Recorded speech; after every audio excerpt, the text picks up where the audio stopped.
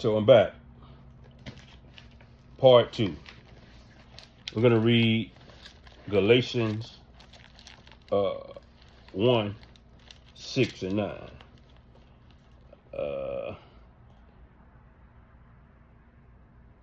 Galatians 1, 6 through 9.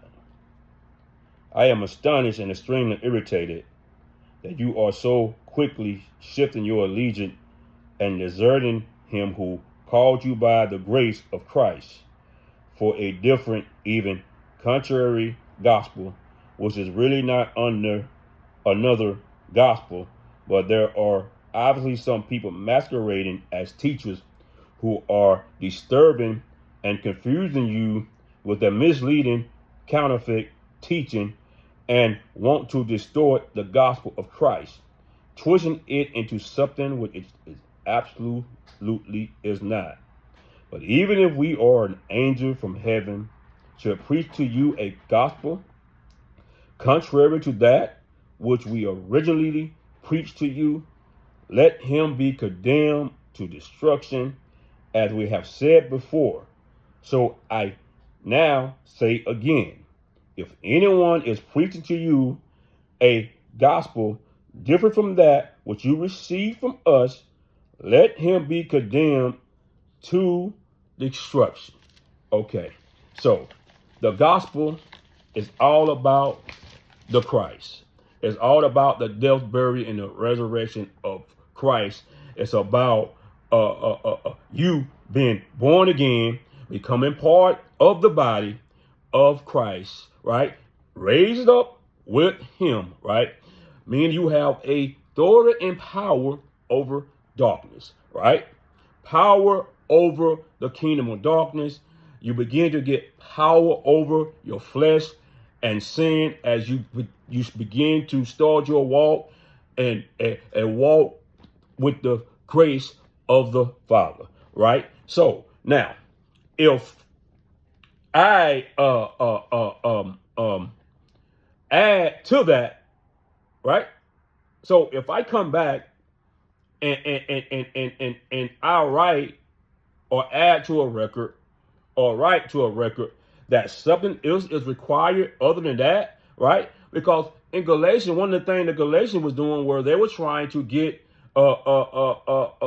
the brothers and sisters to still, they was added on to what was the requirement was, right? They was added on to what the Shire or the Messiah required of them, right? That is what was going on. That's what it means. You're adding on. So now you are saying that I have to accept a book or keep in mind, I never said I didn't. So that's a lie. I know how to chew out the bones, right? So I'm just making a point of how they're changing the definition of what wicked is. You're not wicked because you deny Christ. This is what you're saying. You're not wicked if I'm out here lying like it's going on, slandering, gossiping, fornicating, smoking dope, who God knows what else. Did I say lying? Can I say lying again? Right? Oh, yeah. Spreading false information and trying to slander people's names. Trying to lie, trying to change people minds or people opinion on the character of people when they know the character they're supposed to have, right? You know what I'm saying? So this is, you're not wicked because of that. No. You're not wicked because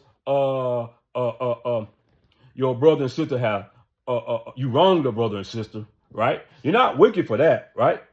You're not wicked for getting on videos and cussing brothers and sisters out, right?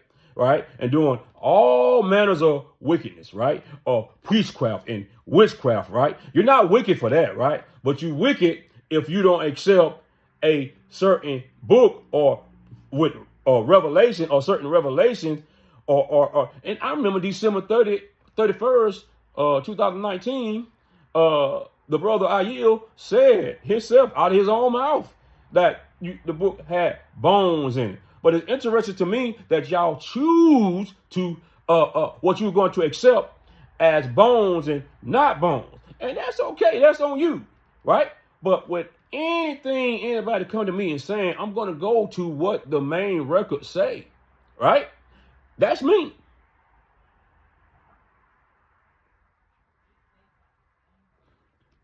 The Bereans searched the scriptures over, I think it was in Acts, I think.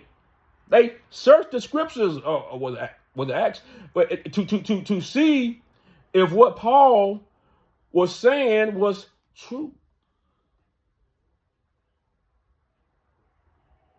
Huh? So if I'm going to read the sealed portion, and I still do, if I'm going to read Third Testament, which is really the book of life, and I got the whole thing, right? If I'm going to read a revelation that even I might sit down and write out, you would have to go to the scriptures, and it has to agree with the scriptures.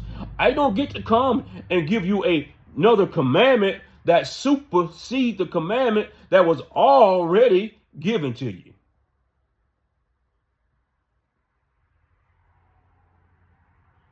You are adding another requirement that Christ didn't do.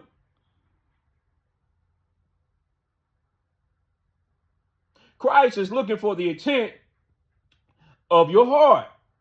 He knows the intent of your heart. Just like he knows those that whether or not they're trying to deceive right now.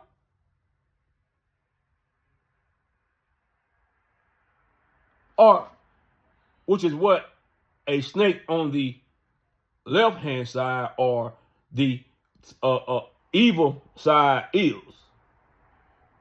A deceiver.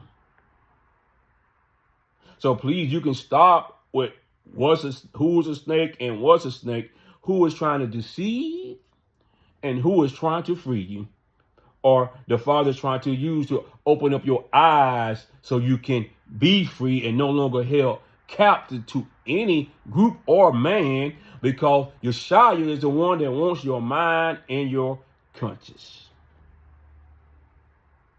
Is that all right? Or you want to go next?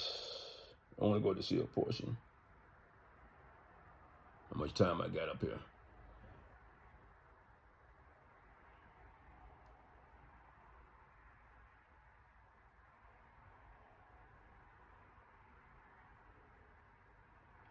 If I'm going to read a record of God, right, or a revelation or a book, right, it's supposed to point me to him, not compete with him. So while I can go in the sealed portion or any other record and be like, man, this goes with this right here and this right here. Okay, this makes sense. Oh, this enhances. This is a different way to say this, right? I can say that, or I can use the record for that, right? Or any record.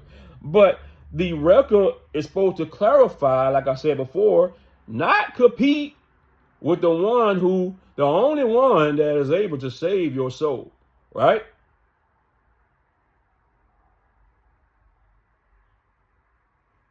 So to come and call someone wicked and then you misleading the people there because of what they read or don't read when they have accepted the Messiah in their heart, and brothers and sisters that really truly have been around them and know that they have accepted Messiah in their heart, right? But you know them by what? You know them by their fruits. Peace.